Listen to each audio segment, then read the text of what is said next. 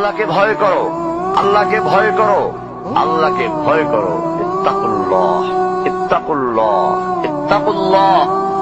ওহে মুসলিম, তোমাকে আল্লাহর সামনে দাঁড়াতে হবে। তোমার হিসাব নেওয়ার জন্য আল্লাহই যথেষ্ট, যিনি সব জানেন। তুমি যা গোপন করো ও প্রকাশ করো। তোমাকে অবশ্যই মৃত্যু বরণ করতে হবে।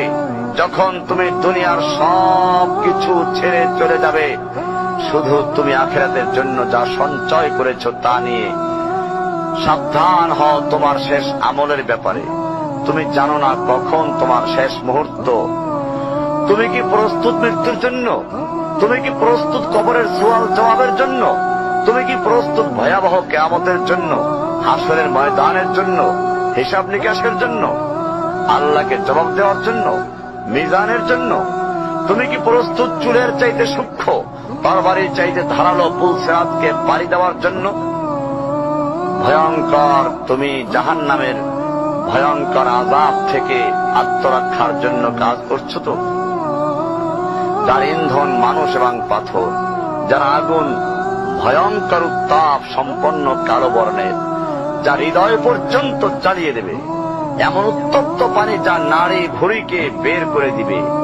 রয়েছে খাবারের হিসাবে জাক্কুম ও গলিত পুজ। জাহান্নাম অসম্ভব গভীর, ভয়াল জায়গা, কঠোর হৃদয় ফেরেশতারা নিযুক্ত, যেখানে শাস্তির মাত্রা বৃদ্ধির জন্য শরীরকে অনেক বড় করে দেওয়া হবে। চামড়াগুলো জ্বলে যাবে, বের হতে চাইবে, বের হতে পারবে না। মৃত্যুকে ডাকবে, মৃত্যু আসবে না। ভয়ঙ্কর শাস্তি যা অনন্তকাল ব্যাপী চলতে থাকবে। তুমি অগ্রগামী হও সেই চিরস্থায়ী জান্নাতের দিকে, যেখানে রয়েছে চিরন্তন সুখ। যা মন চাইবে তাই পাবে, যা আদেশ করবে তাই দেওয়া হবে। জেনে রেখো, দুনিয়ার চাওয়া পাওয়ার পূর্ণতার স্থান নয়। দুনিয়া চাওয়া পাওয়ার পূর্ণতার স্থান নয়। দুনিয়া চাওয়া পাওয়ার পূর্ণতার স্থান নয়। জান্নাতি হচ্ছে এমন জায়গা যা তোমার সব আকাঙ্ক্ষাকে পূর্ণ করে দেওয়া হবে। চির কিশোর সেবকগণ, চির যৌবনা সঙ্গিনীগণ, ফল মূল, গোশত, দুধের মধুর শরাবের নহর, উত্তম বাসস্থান ও বিছানা, চির আরাম, চির যৌবন, চির সুখ, অসংখ্য নেয়ামতের মাঝে সবচেয়ে বড় নেয়ামত হবে তুমি আল্লাহকে দেখবে। শুধু তোমাকে এটা বলাই যথেষ্ট মনে করছি, সবচেয়ে কম মর্যাদার যে জান্নাত লাভ করবে তা হবে দুনিয়ার 10টির সমান। সুতরাং হে মুসলিম, হে ভাই, আল্লাহ তোমার প্রতি রহম করুন।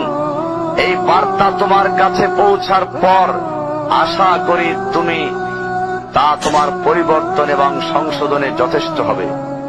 গতানুগতিক চিঠি হিসেবে নিও না আমার এই পত্রকে, ফেলে দিও না। এটা ফেলে দেওয়ার নয়, আল্লাহর জন্য বলছি। এর দ্বারা নিজেদেরকে সংশোধনের চেষ্টা করো। আর তোমার অবস্থা যদি উত্তম হয় এর চেয়েও, যা উল্লেখ করলাম, আল্লাহর কাছে কামনা করি তোমাকে তিনি দৃঢ় রাখুন, মওত পর্যন্ত লেগে থাকো উত্তম ঈমান সহ।